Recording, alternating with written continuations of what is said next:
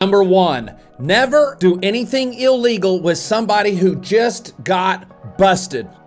As a narcotics officer, I was able to roll almost everybody. There were only 3 people I wasn't able to turn into the informant. I could flip your mama, your daddy, your cousin, your brother, your sister, all of them. As a current criminal defense expert witness, sometimes I have my client on the phone who was freshly busted, and they don't realize it, but their brother next to them is the informant. So never, ever do business with somebody who just got busted. It's so easy for the police to squeeze somebody down and threaten them with 50 years in prison and taking their children and losing their job. So if somebody comes to you and wants to buy cannabis and they just got busted, they might be an undercover. Number 2, be leery of anybody close to you that's trying to introduce you to a stranger for the purposes of selling them cannabis. That stranger is usually an undercover cop. So if your friend comes to you and wants stranger A or stranger B to buy cannabis from you, no, don't do it. They might be an undercover. Number 3, and this is where it gets tricky. You must get the backstory of any person you're going to do something illegal with. In undercover school, I was taught to use a cover story that closely relates to my life.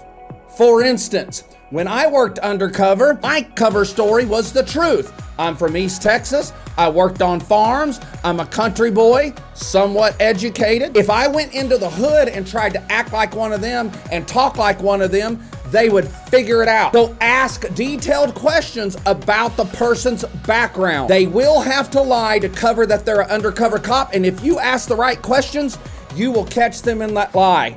If you see any fictions in their story, don't mess with them. They might be an undercover. Number 4, if they're buying drugs but not doing drugs, they might be an undercover. Undercover police are not allowed to use drugs while they're working. However, some of them break that rule and they'll snort that line of cocaine or smoke that joint with you.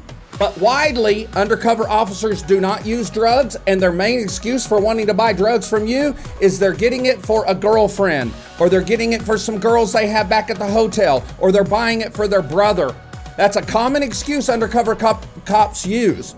So if you meet somebody that's not willing to smoke a joint with you, they might be an undercover. And finally, number 5, there are bust outs that have been happening since this drug war started. A bust out is where an undercover agent goes into a town and starts buying from everybody he can in the community. They stack the buys up, the warrants up, and they wait 6 months or a year and do what's called a bust out, where they run in and run search warrants and arrest 30 people at a time. This always happens with an undercover who's from somewhere else. So if there's a stranger in your town running around buying drugs from everybody, he might be an undercover. Remember to use sophistication when dealing with the police. Never get violent with the police. Peace, love, and never get busted.